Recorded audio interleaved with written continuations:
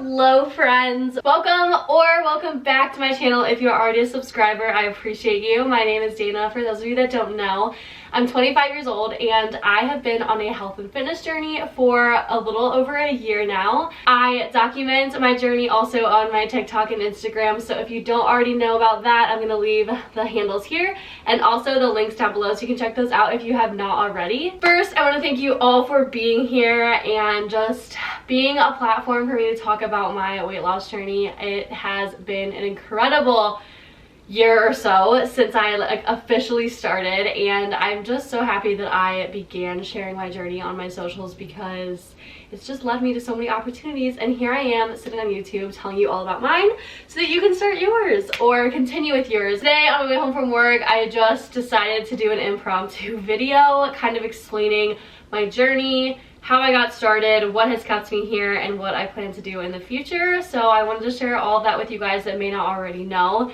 I'm gonna leave little topics right here on the screen that I'm gonna talk about throughout the video, as well as the timestamps. So if you want to skip around, maybe there's only one or two topics you're really interested in and want to skip around that way, then you can use that as a guide. If not, let's just go along for the ride. Without further ado, let's get right on into the video. Alright, for our first topic, we're going to be talking pictures. Let's talk progress pictures. Okay guys, if I could tell you my #1 regret throughout this entire process, it's that I didn't take enough before pictures. I was so focused on the end goal. I was so ready to just get there, get that end picture, that I wasn't really focused on getting enough before pictures. And you might be like, well, Dayna, I took a picture in my mirror, like that's all I need. Like I'm just gonna take the same exact picture at the end when I've lost 50 pounds. But in reality, the picture that you take in the mirror is still posed. The photos that I want to use for my before pictures are photos that weren't really posed. The ones that I deleted because I didn't like that somebody else took, or I'm in a group photo and I'm on the end and it's my bad side and I just don't look that great. I just deleted them because I didn't like the way that they looked and I didn't want them in my camera roll. I didn't want that reminder that I'm not the person that I want to be. So I erased them, and now when I go to look at old pictures of me, they're all either gone, edited, because I would edit the way that I looked because I was afraid to post them on Instagram. Now what I do actually, if I want to find like before pictures, like accurate before pictures, I either go to Facebook because I would kind of dump all my pictures there and then sort through them, like those are kind of my not Instagram worthy pictures, or I go to tagged photos because obviously I let my friends post like whatever they want. Every once in a while I was like, no, that's a terrible photo, like you could not put that on the internet. But for the most part, I feel like I was like pretty lenient about, I mean, I can't really control what they put on their pages, so I was just letting it happen. And my friends don't post like terrible photos of me, but they are obviously the ones that I didn't choose to post, if that makes sense. So sometimes I go over there and try to grab those. That's how I made my most recent TikTok. I will compile like a couple of my favorite ones here. The biggest problem I ran into was having not enough storage on my iPhone or my Mac, so I dumped everything onto a hard drive, and I just feel like it's a lot of work to get my hard drive out and like pick out which pictures. I know it's going to run my computer really slow, and I just wish I would have picked like 5, 6, 7, 8, 9, 10 really good ones that I liked to use, and then put them in a folder and just like non-negotiable, like I cannot delete those. Those are my before pictures. So if you are listening to this and you're at the very beginning of your journey, take the ones in the mirror like that you want to recreate once you have lost the fat that you're wanting to lose. But also save those pictures that you don't like, because eventually down the road there are going to be a lot of pictures that you do like and you'll be able to compare those to each other. Another problem I feel like I run into is bombarding. Now this is just me personally because I share my journey on social media. You might not have this problem if you choose not to share or document your journey with other people, but I feel like I use the same ones over and over and over again and again. That comes from just having minimal photos on my phone because of my storage issue, but I feel like everyone on my TikTok is like, yeah, we've seen this before picture again, like let's see a different angle, or let's see it from, you know, someone else's camera or someone else's eyes, or, you know, sometimes my hair color can have an effect on like the way I look, obviously, or the way that my makeup was done. Is my makeup done? Is it not done? And so you want to have like all those different kind of pictures, up close, far away, different styles of clothes, because all of those things have an effect on how you look in the picture. And I just feel like it's important to have like a plethora of photos to look back on and be like, wow, because that was what I said to myself when I saw those photos that you just saw, when I really did that that dig, you know, I really dug deep on my Facebook. Wow, like there's a reason why I've only seen these pictures once or twice. It's because I never wanted to look at them again, and now look how far I've come. It's really cool. So number one tip, make sure you're taking those progress pictures. Another huge thing I want to touch on is the scale. If you guys follow me on TikTok, you know like my passion for the hatred, I should say, for the scale. That number on the freaking scale, guys, it doesn't mean anything. Like, obviously it's measuring your weight. It doesn't measure like who you are, and that sounds so cheesy, but once you get away from the I have to be this size or I have to be this amount of weight, you learn so much more about like weight loss and what this journey can mean for you, because it is so much more than a number. It's about learning more about yourself, pushing your limits, testing your dedication. You are going to feel so much healthier, and you're just going to look better. And that is not because I'm saying you need to lose weight to look better. I'm saying, number one, there's a reason why you're starting this fitness journey, whether it's to gain muscle, to lose fat, to take better care of yourself, whatever it is. And when you're doing those things, you're just going to have a different glow about you. You're going to have more confidence, you're going to feel better, and that's going to shine through, and it's just going to make you that better person that you want to become. So remember that this has so much more to do with you and not the scale. There was a reason I was getting into the scale, and it had something to do with pictures. Oh, progress pictures are a much more accurate way to measure your weight loss. I was talking to a girl the other day that was like, I've been working out for so long, but I just feel like I'm only gaining weight. And I'm like, okay, but you look so different. So that weight could be coming from muscle mass. It could be because you weighed yourself after you drink a lot of water. There's a lot of different factors that could have gone into that. And you need to remember that we are here to lose fat, not weight, because weight is your boobs. It's your reproductive organs. If you're a female, obviously it is your muscle gain, your muscle mass, you know. And there's obviously fat too, and there's a healthy amount of fat that you should have on your body to survive, obviously. But if you want to lose excess fat, that is what we are focused on, not the weight loss. So get out of the mentality that this is a weight loss journey, and it is a health and wellness, a fitness journey, a fat loss journey, because you're not just losing the weight, if that makes sense. End rant. Writing out your goals. So we want to make sure that our goals are achievable. So it depends on if you're doing a weekly goal, a monthly goal, a yearly goal. Obviously you can accomplish so much more in a year than you can a week. But make sure when you're writing these goals out that you go easy on yourself, especially the first couple times that you do this, because there were weeks that I would set out on a Sunday and I would write all my goals out for the week.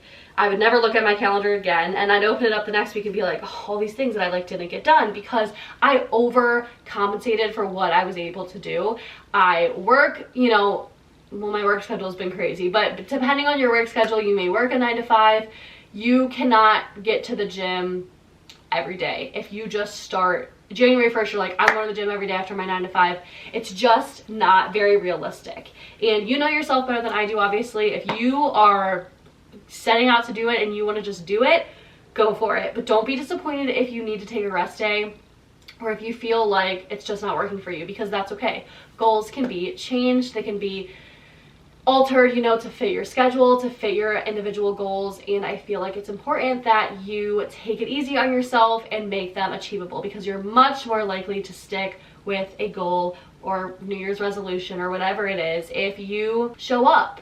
And if you know that it's pushing yourself to get to the gym 5 to 6 times a week, then do 3 to 4. And once you've done 3 to 4 for a few months, you can bump it up to 5. And then you go 5. And then it gets better and better and better. And then by the end of the year, you have achieved your fat loss goal. You've lost it all because you inched yourself into there. Don't be afraid to start slow. And I know that that sounds easier said than done. I know that we want to lose the fat and it's like tomorrow I want to see it gone. Obviously that's not how the world works. I actually read like a really cool quote the other day that I just feel like I want to share with you. The day you plant the seed is not the day you eat the fruit. So this goes with a lot of things in life, obviously. Good things take time. And I believe in you. I know you're going to set out and achieve those goals. Just take it easy on yourself and take the rest days because your body needs it. I'm telling you. Motivation versus discipline. Okay, if you guys are familiar with my TikTok, I talk about this a lot when I'm getting ready for the gym. But motivation, it does not exist. In my book, It's not a thing. You can watch as many YouTube videos as you want to get you motivated. You can look and scroll on these girls that you want to look like, or men that you want to look like, and be motivated. Like, be like, oh, I'm just like motivated because I really want to look like that. Well, you never will, because you're not that person.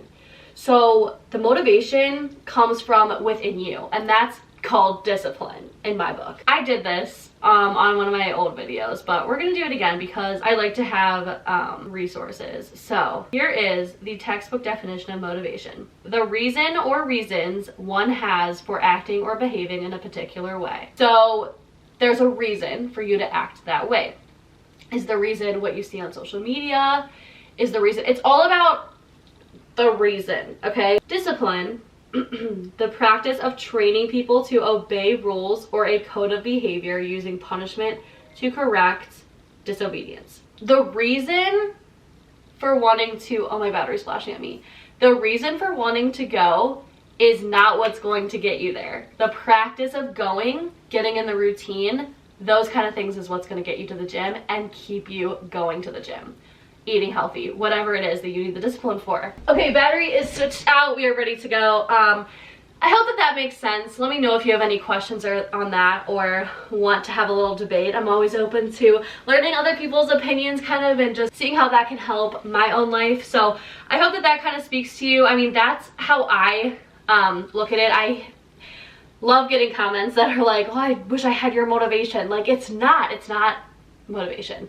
There is just practice, getting up and going and going and going. Like, think about, now I'm gonna go on a tangent, but think about like going to school. Did you ever, like, if you didn't have your parents or like the law telling you that you had to go to school, K through 8th grade, K through high school, whatever, would you have gone every day? No. And I can tell you why I know I wouldn't have gone, because in college when I had the choice, I didn't go. So it's kind of like the gym. If you just make the gym your routine, and I'm not talking about you got to do it Monday through Friday like you do school and work. Wednesdays are my gym days. Thursdays are my yoga days. Like, whatever it is that you're trying to accomplish, make that your day. Make that your 3 days, your 5 days, whatever your goal is. Write it in your planner.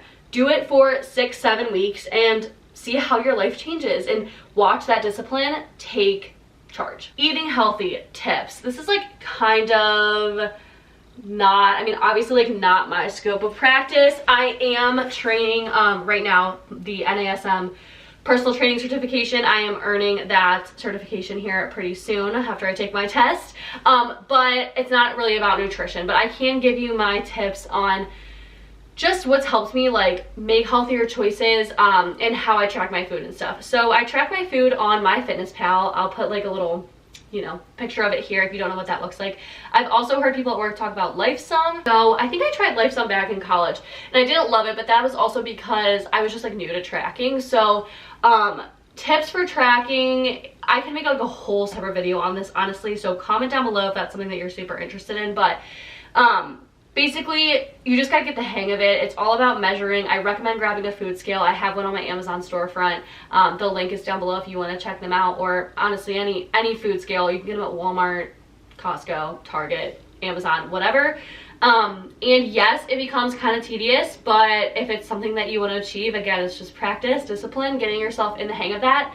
If you start to notice that it is taking a toll on your mental health, or you feel like it is a burden, every time you go to sit down to eat, you feel like it's too much, or it's like affecting, like I said, the way you eat or your mental health, I think that you can take a step back for sure. That's what I do. Sometimes I take a couple weeks off because I feel like it's just too much for me. I feel like I'm obsessive. That's the word I'm trying to look for. Like I talk about this on my Instagram stories like all the time. Like, people will know when I'm taking a break from tracking because I tell them, like, I found myself getting too obsessed with it, and I was tracking every little piece of like something that went in my body, like whether it was my olive oil, like my ketchup, like stuff like that. You can track those things, but you also can choose not to, obviously. And so I just feel like sometimes I get way too like worked up about it. So make sure that you're being mindful of that, just so that you don't go down any paths that may lead to poor mental health. The main goal that I had as far as food goes for 2022 was eating more foods that make my body feel good.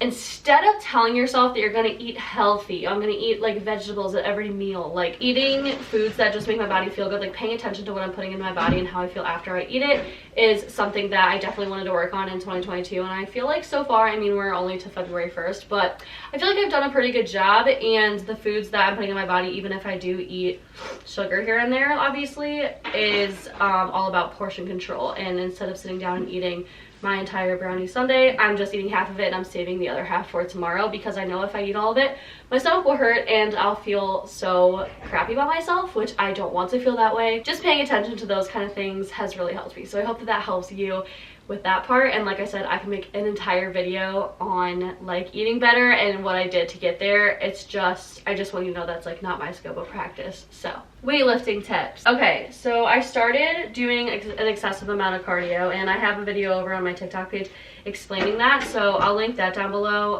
if you guys haven't seen it yet. But it was not sustainable, and while obviously you're welcome to do cardio and add that into your fitness routine, just make sure, again, just like with the tracking your food, that you're being mindful and not overdoing it, because excessive amounts of cardio can really drain you out, obviously, make you really hungry. It caused me to overeat and stuff like that. So you want to make sure that you're being mindful of that. Sometimes I add it in after my lifts now, and for those of you that might be new, I just started a job at Orange Theory, so cardio is obviously a huge part of that workout, as well as lifting and rowing, so a lot of different kinds of movement. But the running a mile every day challenge I made up for myself was just not sustainable, and I ended up gaining all the weight and then some back. Weightlifting is something that I always recommend to people who are starting out on their fitness journey, and I know that it can be super intimidating. There are just lots of different ways to get into it. Obviously, if you don't have the money for a personal trainer, I completely understand. I didn't have a personal trainer to start out with either, but I did start by just looking into girls that I followed that were similar to me or had similar goals as me, and would kind of copy their plans, write them down in my notes, and figure out what works best for me. Obviously, if you do somebody's plan, it doesn't mean that you're going to look like them or lose the same amount of weight as them or have as much muscle as them, but it definitely is a good place to start before you kind of get the hang of your body and what you like to do at the gym. Make sure you're also being mindful kind of like what you enjoy, because those are the ones that you're going to want to write into your plans.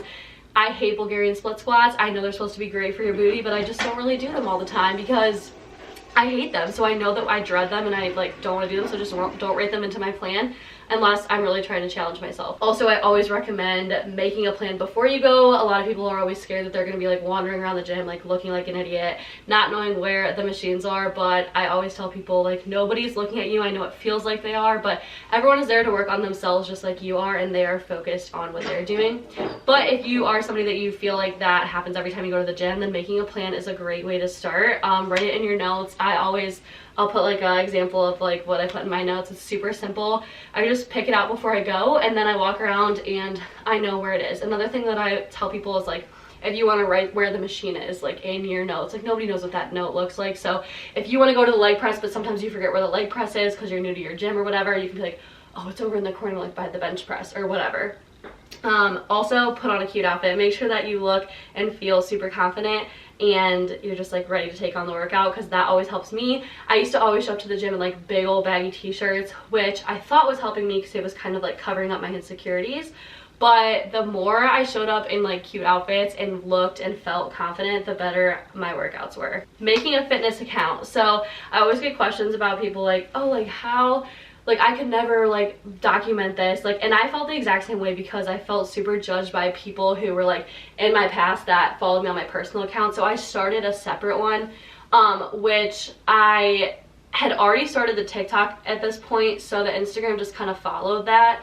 But I started my TikTok account by documenting my like running journey, and like I said, obviously that wasn't a sustainable thing for me, but that is what started like kind of my whole fitness journey on TikTok. And I'm really just like forever grateful that I made that challenge for myself and stuck to it, and now I get to use that platform to like inspire others, and you guys inspire me every single day. Definitely feel like the #1 tip for this is to just like fuck it. Who cares if like Susie from high school that used to bully you like sees your fitness account? Like, you are literally bettering yourself by doing this, and if people don't want to see that, then they don't have to follow it, which is why I made a separate account, because I was like, I don't want to bombard like all these people like and like to see my, you know, weight loss or transformation or whatever. But honestly, I just feel like it's obviously easier said than done, but you just have to be like, you know what, I don't care what anyone else thinks, and this is something that's going to better me and something that I'm going to have documentation of. Like I said, if I wouldn't have started the fitness Instagram and I would have lost all those pictures because my storage was so full, like I would have nothing. I would have no documentation of like all the hard work that I put into. And at the end of the day, I have to remind myself that it's not about the followers, it's not about the likes, it's about the progress that I'm making. And having this like virtual journal, like whether it's on the internet or not. I actually have a friend who started a page for herself, like just to take progress pictures, and it's on private. Like it's literally just, nobody follows it, nobody knows about it, like it's just her own thing. You could also do it in like Google Drive, like wherever you feel comfortable sharing those, whether you share them with the internet or not. Last but not least, I'm just gonna go over my personal goals and career path. So like I mentioned earlier, I am studying the NASM personal training course, so I plan to earn that certificate between like hopefully March or April-ish area, maybe April, May. I do have to take it by May. I bought it at the end of November, so I had that amount of time to finish the course and take the test. I know that I'm going to do at least a month of studying, and I'm about halfway through now. So I want to finish that up and take the test and then become an online fitness coach. I would absolutely love to sell plans for you guys to follow, and also train people in person if I can. Like I mentioned earlier, I just got this job at Orange Theory, so right now I'm a sales associate and work on their social media, but I would love to coach one day, so that's also hopefully in the near future. And as far as personal goals go, I am losing the fat like I talked about, definitely putting on muscle, but there is more fat to be lost. Right now we have like a transformation challenge going on at my work, and the members are doing it, but also like the coaches and essays are doing it as well. And we just like hopped on the InBody scale, which measures like your total body composition, so like muscle mass, your body fat percentage and stuff like that. And we're doing like the challenge is like who loses the most body fat. I think it ends like March 27th, so I'm really excited to like get that in the works of my fitness journey and stuff. Obviously I still want to be getting lifts in, but other than that, I'm taking part in that, and I hope to have lost like a good percentage of fat by the end of March if all goes well. And I also want to document that. I'm not really sure like how much I'm allowed to share online, but I would love to document that journey on TikTok as well. So again, if you're not following, be sure that you are so that you don't miss any of that. That is all for today's video. I just want to thank you guys so much for checking it out, and if you're not already subscribed, be sure to hit that button. Let me know if you have any other questions or comments or any other video suggestions that you want to see. Leave them down below, and I'll see you guys in my next video. Bye!